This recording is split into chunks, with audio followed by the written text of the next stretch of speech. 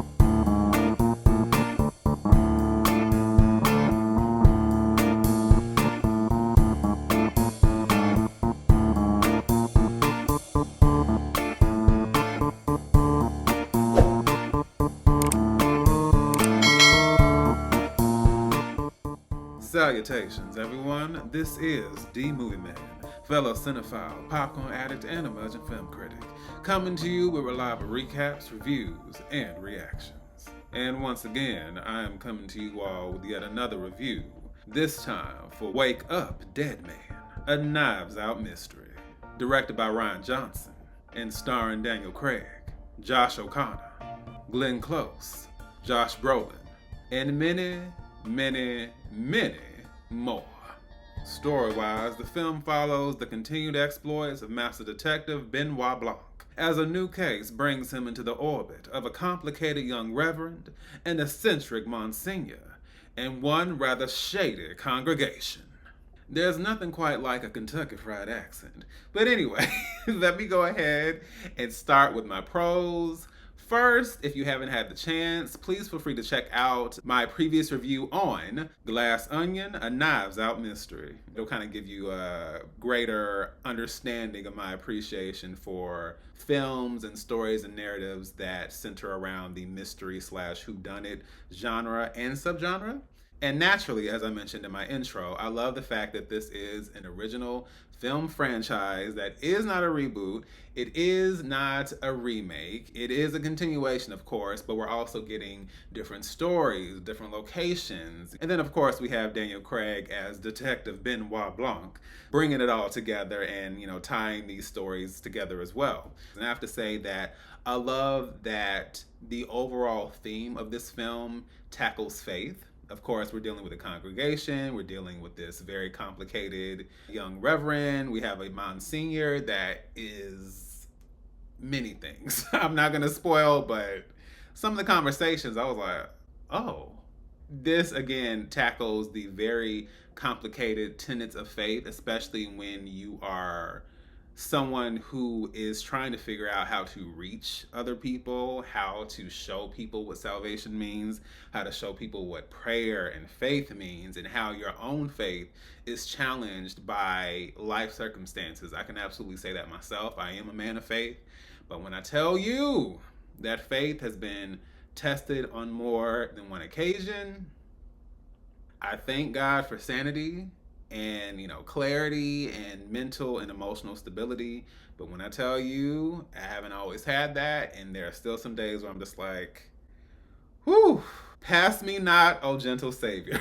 Okay, and I will just leave it there. But I love the fact that this film delved into what really does challenge faith and what makes it complicated, especially in a world where people who are really trying to represent God and represent his ideals, the fruits of the spirit, all of that, how you have people in the world who try to exemplify that, but can't really make an impact. On the flip side, we have people just putting on stunts and shows, getting money for a mass congregation and shenanigans and foolishness and tomfoolery and hood boogery, and the list goes on. So, again, I love the fact that this film was willing to tackle that, and I like that, although I did appreciate the switch up that we had as far as going to Greece for Glass Onion, I like that in a similar fashion to the first Knives Out, which took place in Massachusetts, we are now in upstate New York, so we're getting a little bit more of that darker, gothic, Clue-esque type of vibe, and I really, really enjoyed that. And of course, as with the previous Knives Out films, we are going to have a stacked, loaded cast every single time. And one thing I also enjoyed with this cast and with previous films is that our protagonist is not only someone that you can root for and identify with, but is just likable and charismatic. In the first film, we had Ana de Armas. In the second film, we had Janelle Monáe. And now we have Josh O'Connor. And let me just say, Josh O'Connor is my dude. I pretty much have enjoyed everything I've watched him in ever since I first saw him in the film God's Own Country.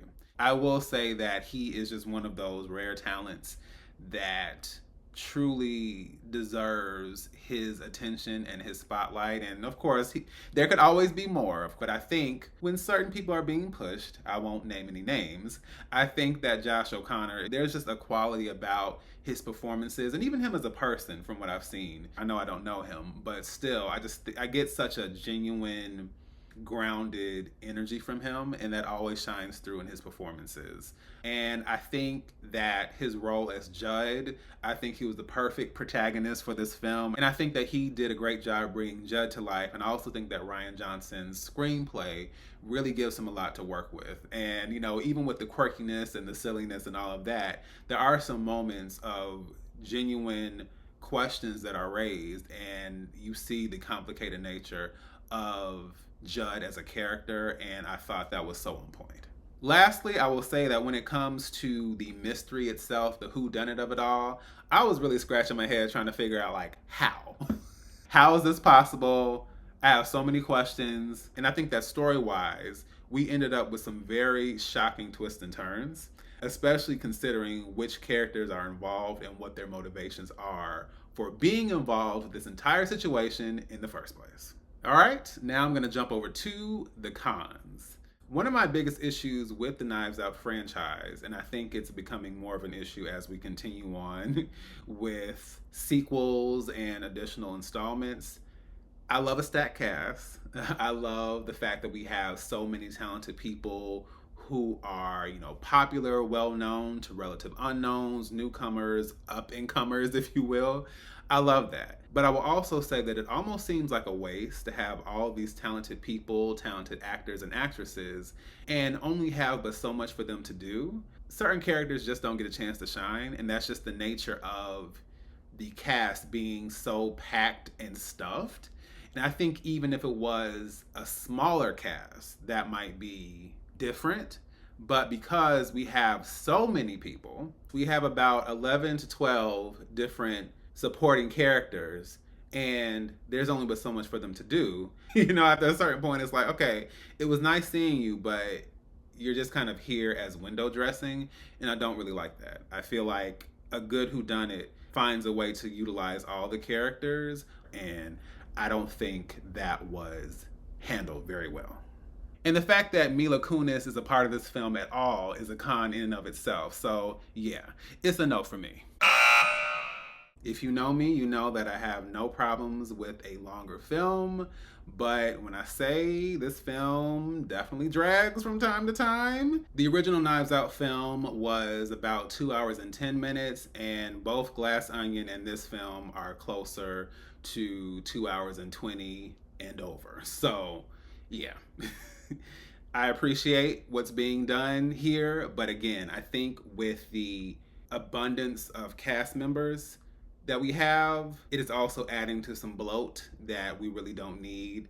It is entertaining for the most part, but could we have definitely done some trimming? Absolutely. So I'm going to give Wake Up Dead Man, a Knives Out mystery, a B+. As someone who was not the biggest fan of the first Knives Out film until I saw it the second time, and then enjoyed Glass Onion but also thought it was a step down, I think this is a return to form, and I would probably put this as a very close second to the first. I'd probably have to rewatch all of them just to be clear, but I would say that this is a reminder of what I did appreciate about the first film. I just think that there just needs to be just a little bit more done, or just maybe we need to be more mindful about not going so big and over the top with the cast and the amount of talent we have here, and just like pare it down and make sure that story-wise everyone is actually a core part of the story. Because when it works, but when it doesn't, it's just kind of like, so why are you here again?